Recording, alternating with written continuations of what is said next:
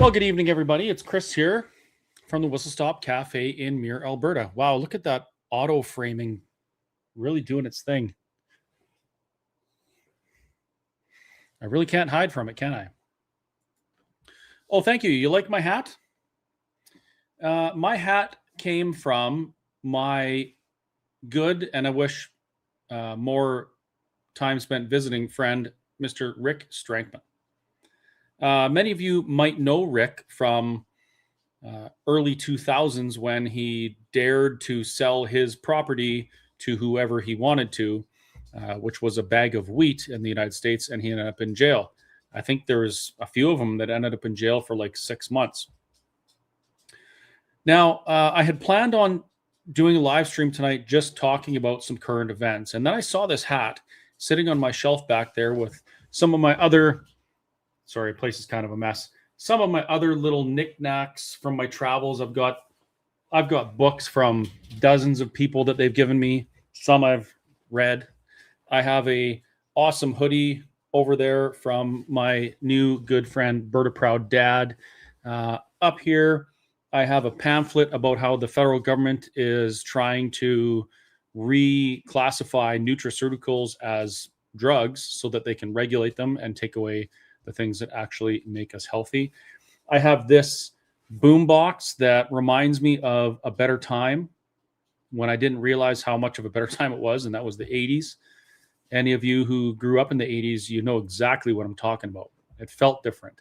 And I never realized how good it actually was until recently, when I just think back to when I was in specific places at specific times doing specific things, chewing the bubble gum out of a pack of O-Pee-Chee hockey cards while I was skateboarding down the street in Kamloops, BC, going down to the river, fishing.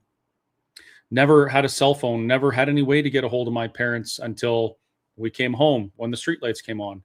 And for those of you that know, it really did feel a lot different. I've been feeling quite nostalgic lately, which is why I have on my computer desk an original, hold on, let me get this out, Nintendo Entertainment System. In a world of AI and VR and whatever the other things people have, the old 8-bit Nintendo makes me feel fantastic, just because it reminds me of that time. And no, I don't really have time to play it, but I certainly do like playing it. Anyway, I kind of got off track showing you some of the things that are in my makeshift podcast studio for really no reason in particular, other than I felt like telling you. Oh, that book up there, Catherine Austin Fitts, great book. Where's the other one? This one right here actually has all the answers to pretty much every question you could ever ask in your lifetime. And if you actually go ahead and apply the things that are in that book to your life will only get better. That book is actually called the Bible. I would encourage you to check it out one of these days. So, my cats are knocking the plants over. The reason I wanted to mention Rick Strankman and this hat, Farmers for Freedom, is because at one point or another, people have a choice to make. They can either do what they know is the right thing to do, and they can probably suffer some consequences for it if it's against the status quo, or they can engage in stupidity. And even though they know something is wrong, they won't say anything about it. Even though they know that something is right, they won't act on it. That's stupidity. Bonhoeffer wrote about that quite eloquently. And if you haven't seen the movie Bonhoeffer, watch it. It's about a man going through the period of the Nazi regime in Germany, and he's a Christian, a church-going fella, and he watched as the Nazis, on behalf of Mr. Hitler, did things like even change the Bible to reflect what the Nazis wanted. So in the Nazi Bible, Jesus was an Aryan, and part of the mandate of Christians was to cleanse the world and all sorts of crazy things like that. Biblical scholars, pastors, priests, whatever, saw this stuff happening and they didn't say anything about it. They went along with it. And it wasn't because they weren't intelligent. A lot of these people are university educated, theologians, that type of thing. It was because they were stupid. They went along with the status quo and didn't do what they knew was the right thing to do, period. Bonhoeffer did.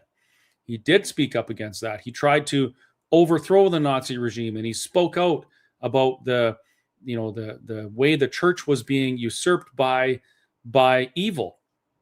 And they hung him for that. But his work lasted for decades. I mean, we're still reading and watching and learning about it now. And one of the beautiful things about history is that if you pay attention to it, you have a very good chance of identifying when things are wrong or when you need to take a righteous path, and you can do it. In 2020, the government collectively, like a pack of rabid dogs, did things to good grief, did things to us that we knew were wrong, that they knew were wrong. The people doing those things to us knew it was wrong. Why do I know that? Because since that time, I've become friends with a number of people who were politicians at the time, or maybe still are. And you know what the common denominator has always been in the conversations? Oh, I knew what was going on was wrong, but I just couldn't do anything about it. I couldn't say anything about it. Said a whole bunch of people that actually could have done something about it had they actually stood up and tried. But that's not the point. What kind of is the point? In that time, a absolutely fantastic human being named Adam Skelly in Etobicoke, Ontario, just outside of Toronto, or I guess it's maybe part of Toronto now. He had a barbecue joint, made the best brisket in the world, ribs, all sorts of smoked things like that. And he knew that what the government was doing was wrong, and he stood up against it. He took a righteous stand against what the government was doing, against the harms that were being done to people. And if you haven't heard that story or seen it yet, just Google Adam Skelly and get to know his story. They came down pretty hard on him. If you know my story with the Whistle Stop Cafe, it was similar, but Adam was way cooler because he had a welding shop beside his, like it was a strip mall kind of thing. He had a welding shop beside the restaurant, which was Adamson Barbecue. And he actually went into the welding shop because that was an essential service and they could go in there. And he busted through the wall into the restaurant so that he could open it up and serve people food. I wish I had done something like that. That's like the coolest thing I've ever heard. And it was what motivated me to take my stand. Adam knew what was going on was wrong. He spoke out against it and he paid a price for it. They arrested him. They fined him into oblivion. He was in court forever. He was persecuted by his friends and neighbors because of the stand he took in doing what he knew was right. And it really cost him a lot. He got a lot of public support for it as well. But in the end, he was left with his entire worldview shattered. And now he's got a beautiful family, little piece of property in Alberta where we're a little bit freer. And he's living the way God intended off the land and fairly sovereign. So anyway, Adam was in court over the last couple of days. I think 2 days ago, he was in court again. But this time he was in court because he is challenging the constitutionality of what the Ontario government did to him and the people of Alberta. And guess what? His case didn't get dismissed. It wasn't thrown out. The judge actually said some things that were very promising. One of the things that really caught my eye, it was kind of along the same avenue as what happened here in Alberta with the Ingram case. Write that down, Ingram case, and read about it. Basically, the Ingram case that was litigated by my friends Jeffrey Rath and Leighton Gray ended up with the decision that said all of the mandates and restrictions in Alberta were illegal because the government didn't do it right. Anyway, in Ontario, I believe it was the CMOH, the Chief Medical Officer of Health, did something that should not have been done. She actually claimed Adam's restaurant as her own property, as the occupant, and trespassed him off his own property. He held the lease. It was his property. He had care and control of it, but she did that. One of the things that the judge said in the closing remarks, and there's no decision yet, there probably won't be a decision for a few months. One of the things the judge said was, there isn't anything in your legislative authority that allows you to take someone's property as your own and trespass them for it. So it's become clear after all this time that the government of Ontario did things that appear to be illegal, unlawful. And they got away with it. How many times? With how many people? And to what cost? So Adam's been standing his ground and he's been fighting this the entire time. You probably didn't realize that because nobody's talking about that anymore. Nobody is talking about, even my case, where we were exposing how the government and Alberta Health Services and the RCMP and other alphabet organizations were conspiring to try and get me. In the transcripts available, because we got a court order to get all of the notes and communications about me and the Whistle Stop Cafe from Alberta Health Services, government, RCMP. And in going through those, they were saying things like, I have to respond to a COVID case at Lacombe Sobeys. And then the respondent would say, oh, can't we just say that was at the Whistle Stop and then we can really get this guy? He's making us look bad. You know what never, ever said? Nothing in the communications ever talked about your health, my health, COVID cases at my place, anything like that. It was always about, I was making them look bad and they needed to shut me down so that nobody else stood up. Now, in Adam's case, we heard something very similar. We heard, how did that go? We heard that the way the Ontario government was acting and what they were doing had and has no evidentiary backing. And this is something that me and Adam and others said during that time. We said, if you can simply prove to us that this is necessary, or show us the data, show us the science, show us something, then we'll look at it and probably comply because we're reasonable people. They never did that. And as Adam was going through court again a couple days ago, that was highlighted again. Adam has expert witnesses testifying that there was never a threat like that. It wasn't necessary what was done to the people of Ontario to him. And the government brought nothing, literally nothing. No evidence to support what they were doing, no evidence to support what they did. There wasn't any. And now the problem is, and the reason why some of this stuff was allowed to get through court unchallenged, even though there was no evidence, even though the governments didn't demonstrably justify that what they were doing was necessary, was because the government themselves were acting as the expert, declaring that what they were doing needed to be done. So that's all that needed to happen. So in our case, Dina Hinshaw said, we need to do this. And I said, where's your evidence? And she said, well, the evidence is what I just said. Do you understand how ridiculous that is? It doesn't make sense. And Adam's exposing that in his charter challenge. So really looking forward to that decision. The reason I mention this now, after all this time, is because in Alberta, me and two other plaintiffs are suing the Alberta government for what was done to business owners in that period. It's estimated that the average business owner in Alberta lost around $186,000 because of what the government did. Now in Alberta, Ingram had declared that what the government did was illegal. They did not have any legislative authority to take my business. They had no legislative authority to tell you that you couldn't go visit your dying mother in the hospital. Those precious moments that were stolen from you were done so without the shield of legislative authority. Why is that, you ask? Why was there no shield? Let me explain. Our politicians in this province and in this country are protected by a legislative shield, in that the legislation that they use to do things to us, to impose things on us, to take things from us, whatever, has a clause that reads something like the minister or anyone acting under them in order to fulfill the duties of the ministry, if acting in good faith, may not be sued.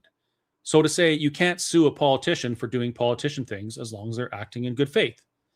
Now, in my case, the judge, Justice Glass? No, Feasby, Justice Feasby, he pointed out that a politician, a legislator, a lawmaker, either knows or ought to know the legislation that they're using to do whatever. So in the case of Alberta Health Services and Dina Hinshaw and the Minister of Health at the time, Tyler Shandro, they knew, and I'll tell you, they knew, or they ought to know, and this includes Jason Kenney as well, they ought to know the legislation they were using.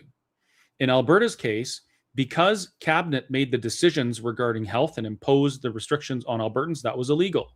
The legislation does not allow for that.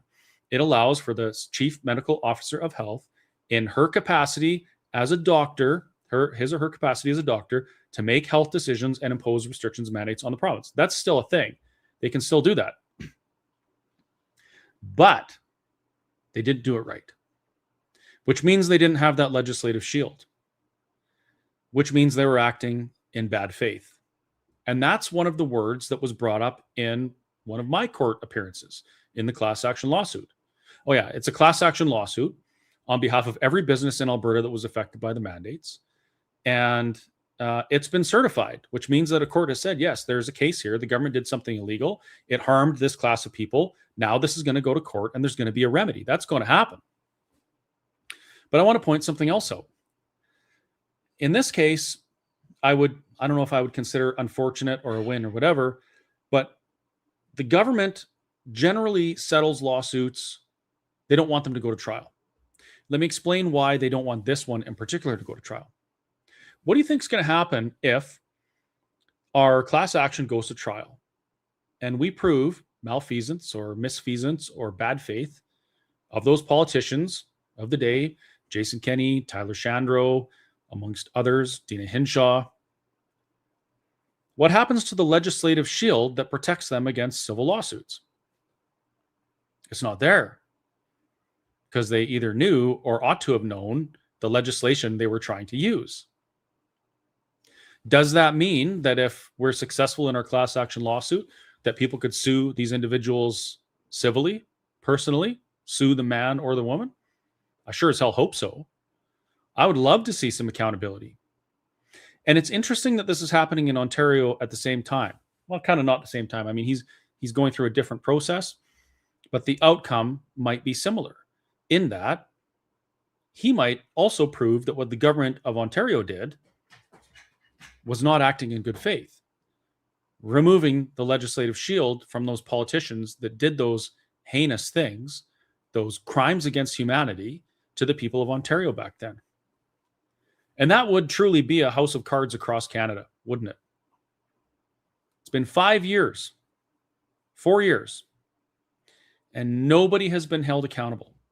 It's been 3 or 4 years since mainstream has started to actually talk about the errors that were made. There have been a number of outspoken critics against people like me back then who have come around to the other side and said, you know what, I thought this was right back then, but now I realize it was wrong. The Alberta government, our Premier, Danielle Smith, has a report on her desk from a bunch of doctors that spent 2 years digging into this stuff. And it was a scathing report about what the government did. You know, back then, people like me who were trying to fight for their own survival, save their own skin, we had to go and find information as to try and talk about these things and find some sort of a crack in the dam so that we could finally, release the the burden on the people of Alberta that was being imposed by the government. One of the things I did is I paid attention to what was going on around the world. And when I saw things like, for instance, El Salvador was handing out packages with all of the things that we were told, underground, that we needed to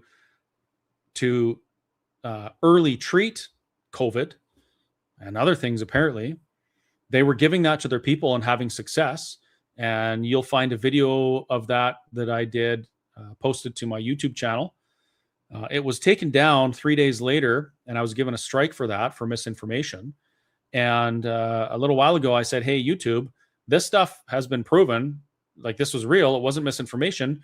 And they took away my strikes and put the video back up. So now, obviously, it's not misinformation. But they were giving the people in El Salvador ivermectin, acetaminophen, vitamin D, vitamin C, zinc, and something else in these little packages that they would just mail to people so that they could early treat, self-treat, stay out of the hospitals, stop the spread, and keep other people safe. And it was effective. Another thing that I found out, there was a country, I can't remember, it was one of those two-part names, Trinidad and Tobago, Turks and Caicos, something like that. They actually treated their water supply starting in 2017 with some drugs because they had a waterborne parasite, waterborne illness they were trying to mass treat for. And the last thing that they added to the water in this trial was ivermectin. They added it to the water supply. They did that in 2019. Well, that area had really no COVID. Why was that? What was different there than was in Canada? I talked about these things. Other people talked about these things. We were told that we were small fringe minority. We were told that we were pants shitters because we were using ivermectin, as other parts of the world were successfully, by the way, to treat COVID and COVID symptoms. And we've never seen any kind of acknowledgement from our government that, hey, you guys were right and we should have done that. But that acknowledgement would also come with an admission of guilt, because how many people died because the government and the media and some of you folks in the comment suppressed that information, bullied people, prevented people from actually exploring real treatment options in the name of settled science for a novel virus that there was no precedent for, in the name of pharmaceutical profits, because that's what it was really all about, right? How many billions of dollars were spent and wasted on this, by the way? There's been no accountability. And I think it's coming soon. I really do. If it doesn't, we just continue to do what we know is right. We keep our eye on the prize. We build a new nation of Alberta with a constitution that allows us to protect ourselves when the government does these things. We build a new nation of Alberta that prevents government from doing these things to us in the future, because they're going to try it again. I mean, we're talking like $250 billion in profit. Do you think that those people aren't going to try and do something like that again when the payoff is that huge?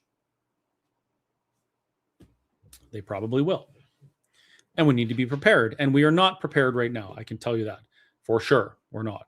Look at the damage that was done. It's 4 years, 5 years, 6 years since they started imposing those restrictions on us. And in those 6 years, hundreds of thousands of businesses have gone under. Hundreds of thousands of people have gone bankrupt. Thousands of people have taken their lives.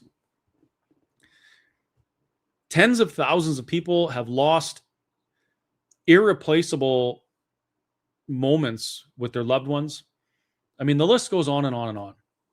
And if you want a first hand, I guess a second hand, if you want a close-up about one type of damage that was done over the last few years, come to Mirror on March 2nd. Come to the community hall and watch a movie that my good friend Jason Levine produced. It's called The Shot, Sean Hartman's story. Sean Hartman was a teenager from Ontario who wanted to play hockey. The government told him, in order to play hockey, you have to take this medical intervention that we actually know you don't need because you're a kid and you really have no risk. Your risk of a bad outcome from COVID is statistically zero. I mean, your risk of this shot is statistically much, much higher, but we're going to make you do it anyway because the science is settled. Sean's dead. He died shortly after taking that shot, as did many other people. Now, the comment section is about to light up telling people that I'm lying. This never happened. No one ever died of that. They sure as fuck did. People in my town did. I watched and listened as people from my town of 500 were dropping like flies because of heart attacks, strokes, brain embolisms, kidney failure, liver failure, turbo cancer. I can't even tell you how many people that I'm aware of in the last few years have had super aggressive cancer. And by the time they told me they had cancer to the time they were dead was weeks. Maybe it's because I have a gas station and a cafe and I encounter a lot of people. But I can tell you without a shadow of a doubt that the instances of fatalities with those types of things, I have never, ever seen that in my life.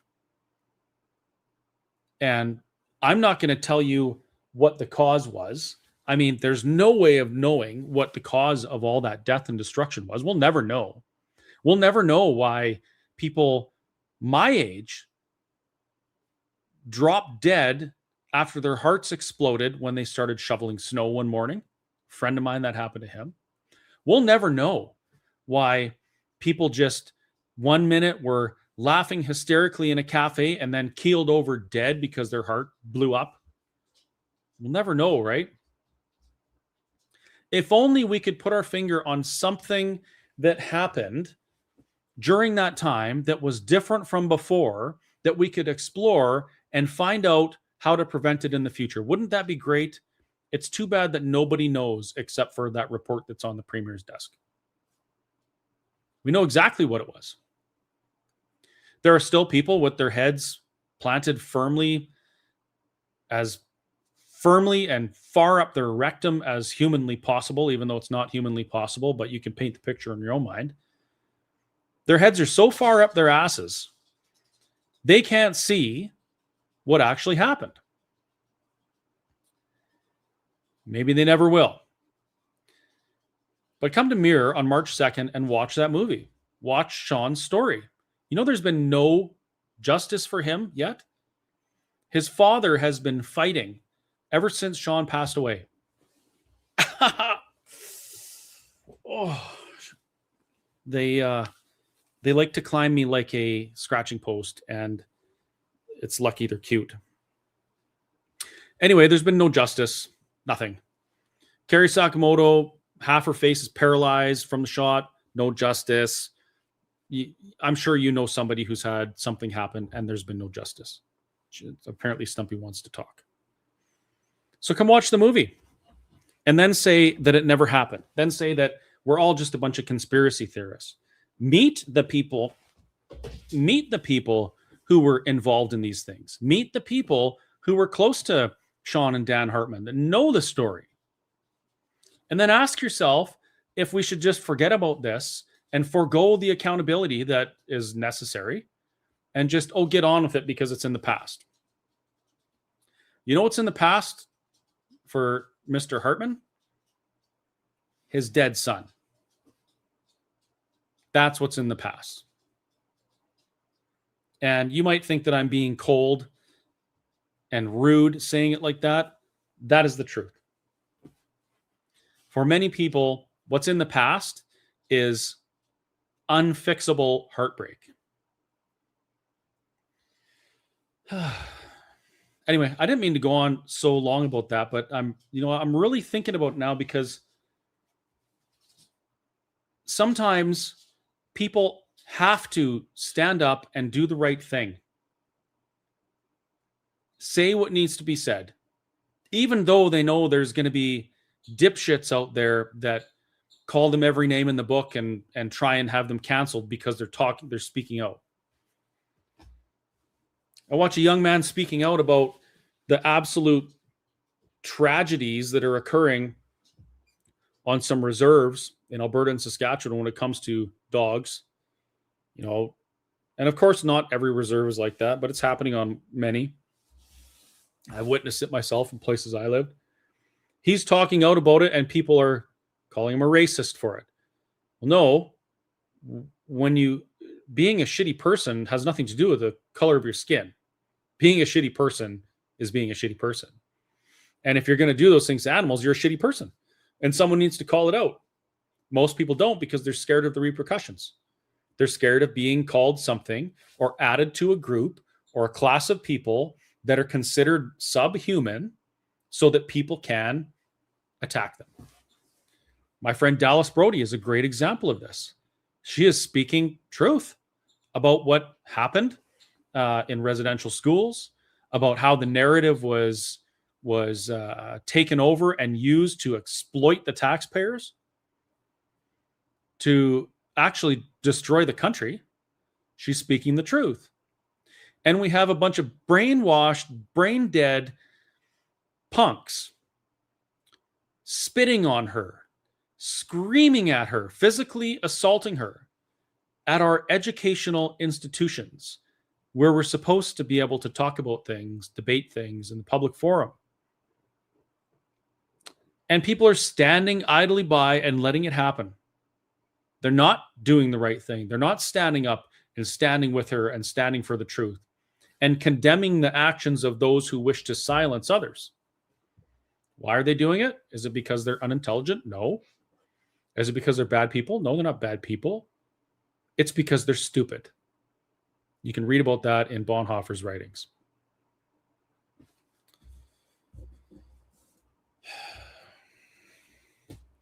The stupidity of the human species knows no bounds. In the United States, they're doing difficult work trying to fix the wrongs that have occurred over the last decades. And people are so brain dead that they're actually sacrificing their lives to protect the evil and the wrongs that have been done in the past.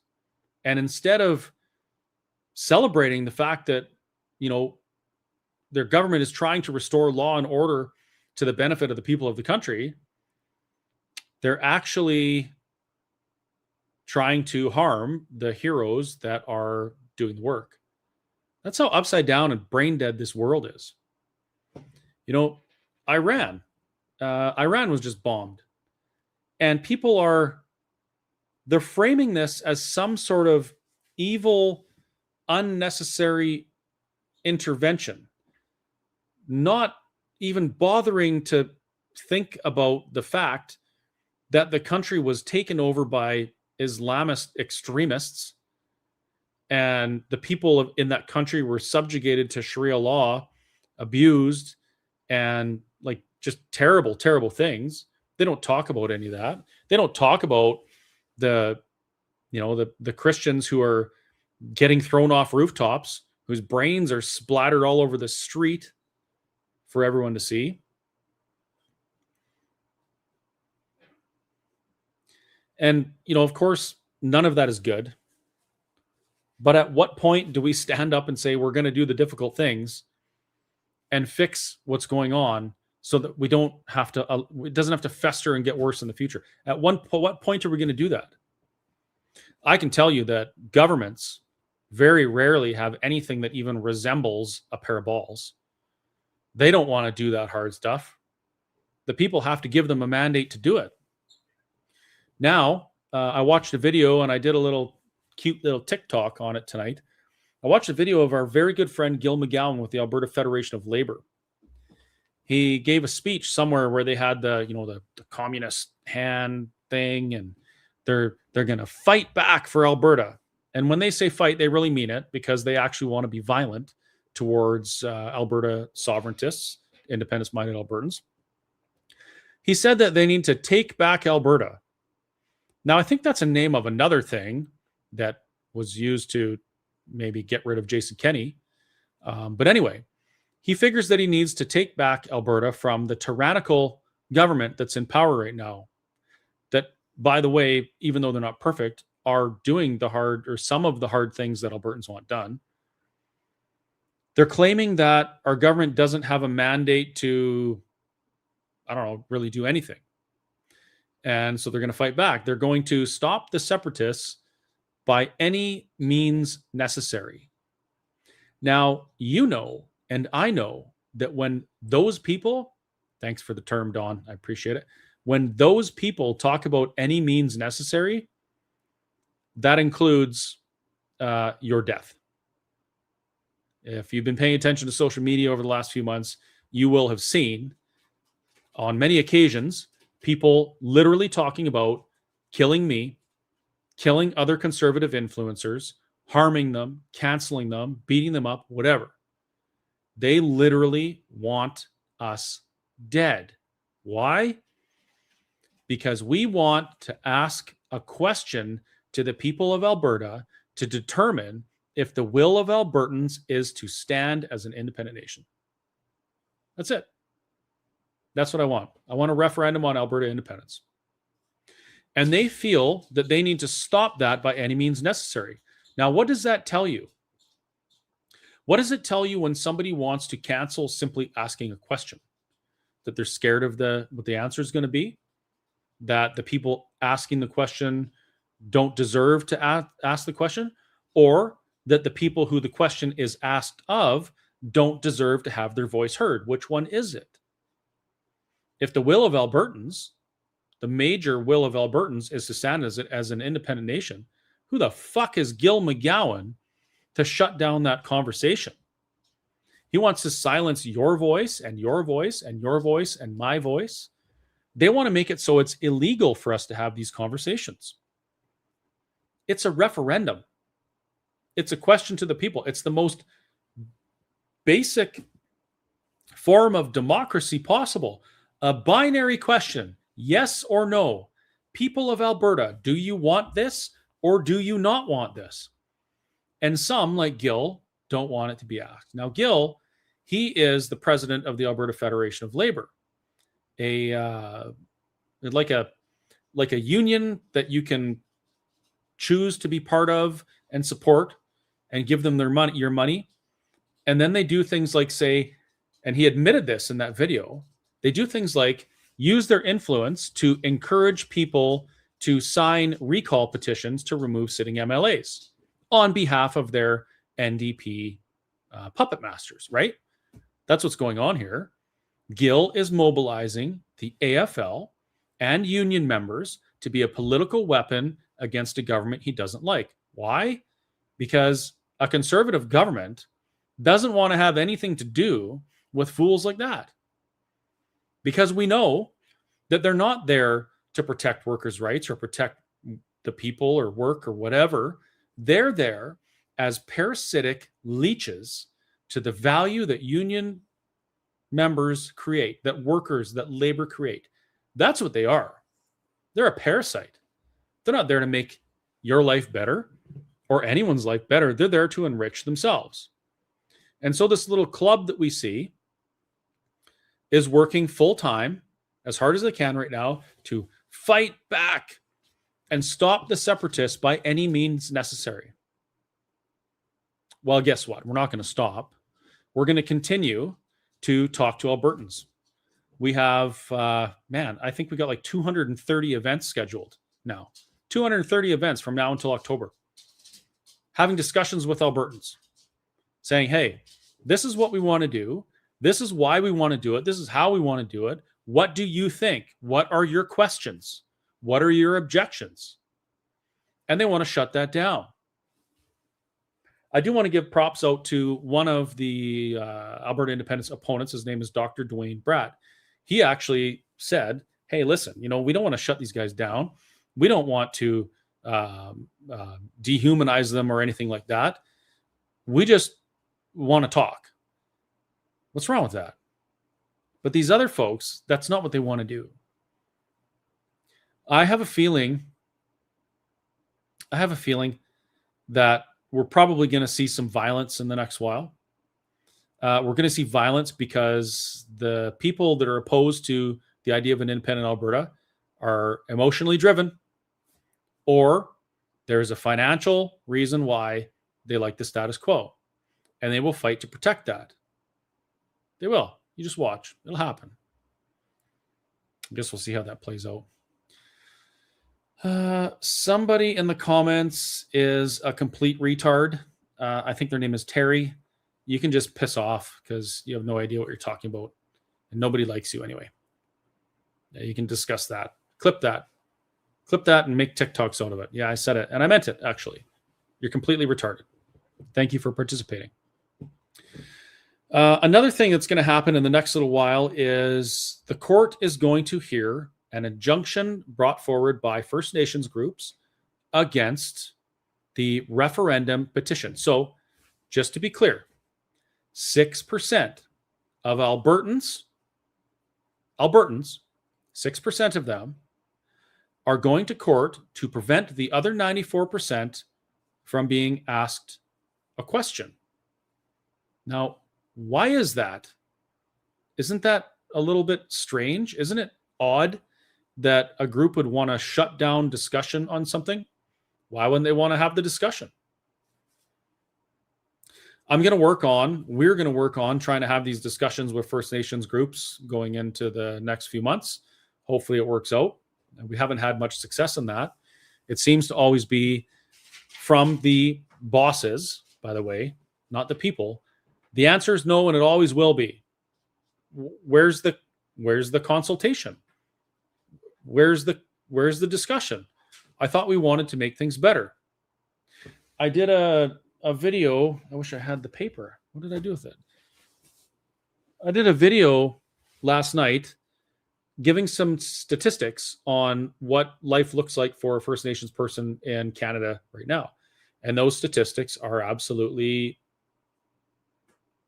is terrifying. The one that jumped out the most was that First Nations man living on reserve in some places lives up to 19 years less than someone living non-First Nations living off reserve. 19 years less. That's a pretty big deal. A 300% increase in crime. 8 times more likely to commit suicide. Like, the statistics are terrible. And we have people that are fighting tooth and nail, using our courts to make sure that that stays the same. Why? Why would they be doing that?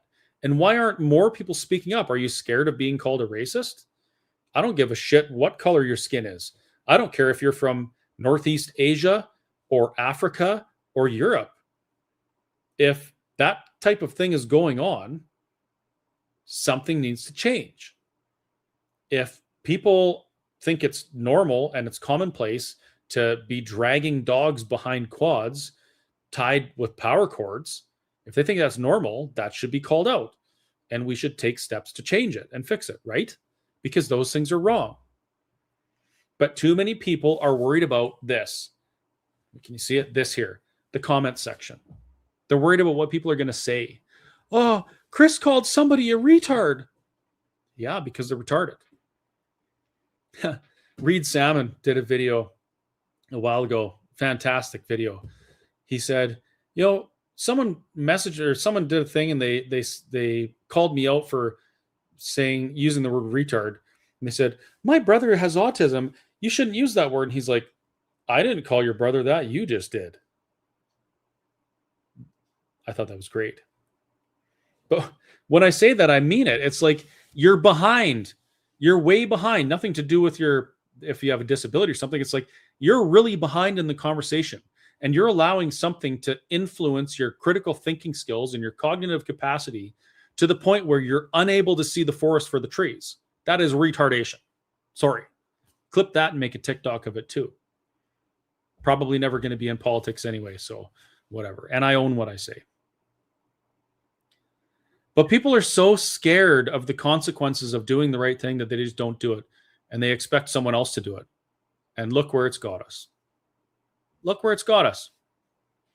It's got us to a place where people actually fight and try and sometimes successfully make laws that allow men, grown men, wearing dresses to go in a change room with your daughter. That's called suicidal empathy. We've gotten to a place where our lawmakers create legislation and policy that allows people to come here from shithole countries, bring their shitty ideas to our country, and try and impose those ideas on our country, get legislation just like their home country so that it can be turned into the shithole that they left. And people fight for that. And they say, oh, if you don't allow that, you're a racist. Well, that is called suicidal empathy. They're so empathetic for that person that they're willing to sacrifice their very lives for that. It's retarded, right? Say it with me, folks. Oh, yeah, I can hear it. We got to stop doing that. We got to stop being scared of the consequence of saying what we believe, saying what we know, doing what we know is right.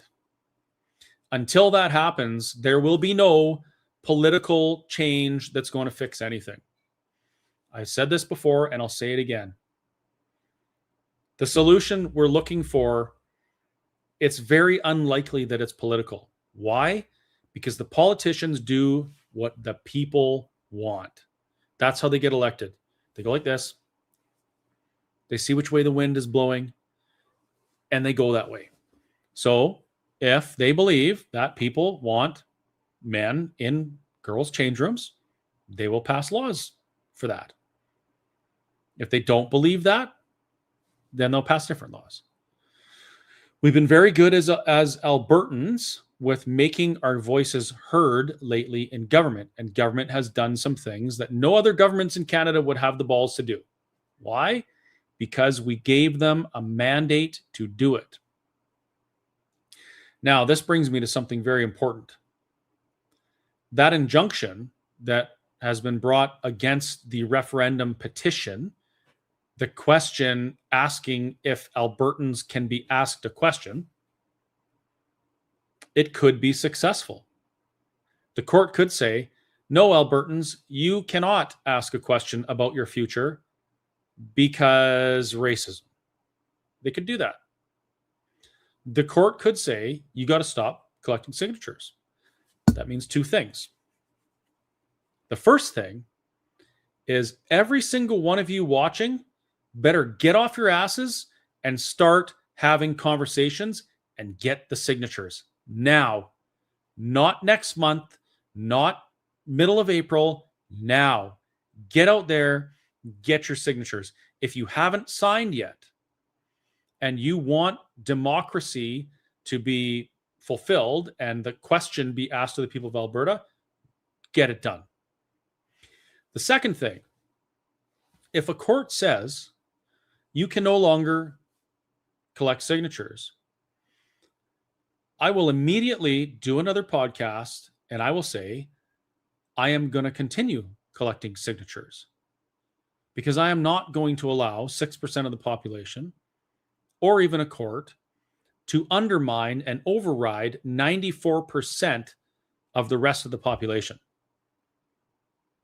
Democracy will rule. Whether we have to collect those signatures with the blessing of the courts and government or without, I won't stop. I'm going to collect signatures until that May date or whatever. What we do with them after, I don't know, but I'm not going to stop. So I guess we'll see how that goes. Anyway, it's 10:22, which means that I'm supposed to be in bed pretty quick. Thanks for putting up with my rant tonight. I've had a lot of stuff on my mind. I haven't been able to do as much live streaming and podcasting as I wanted to do, and I'm hoping I can soon. But man, I'm telling you, there's a couple things that are interfering. One, I'm just not the best at managing my time. And two, we're so freaking busy. So busy. I announced that 200 events in 186 days. And I'll tell you right now, there's about a dozen people immediately stepped up. What can we do? How can we help? And they started moving towards that goal. Since then, we've probably got another 8, so probably 20 people on the team that are doing this. You're going to have a very big surprise next week. Some liberal heads are going to explode for sure. Sorry about that. You're going to see something that either makes you chuckle or makes you scream, depending on whether or not you like me. The website is up. The planning's being done. The pierogies are purchased. The sausage is on its way. That's what she said. Sorry, couldn't help myself. And we're going to have a lot of fun talking to Albertans all summer, all spring, all summer, and right into the fall. We have some awesome things planned. I'm working on some more fun stuff. We want to do a couple events where we have these discussions as Albertans, but we also listen to some live music, maybe have a beer or two, maybe not more than that, because you don't want to mix beer and politics. Trust me, bad idea. But we're going to have some fun. And we're just going to keep doing what we know is right, pursuing the path, eye on the prize, no matter what anybody says. No matter how many people call you, what is it? What's the thing? What do they call us? Traitors or terrorists or small fringe minority or pants shitters. You know, a lot of those pants shitters, by the way, they're alive because they didn't care what other people thought. But it's going to be a good time. Yeah, I think that's it. Talk to you later. Do you want the Stumpy outro video? Do you guys like that? What do you think of the Stumpy outro? Yeah, yes, no. Put in the comments. I need to see. Oh, speaking of comments, someone said I haven't answered questions from the last live. I'll work on that. I'll have a look. I'll have a look tonight and see what I can do. There was something else.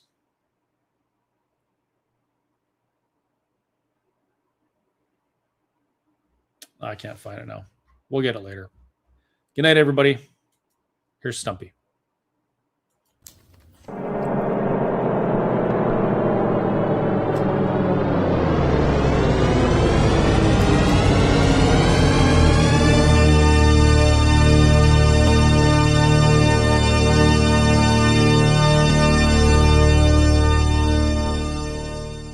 Meow. Have you ever heard me say the phrase Alberta independence is necessary and inevitable?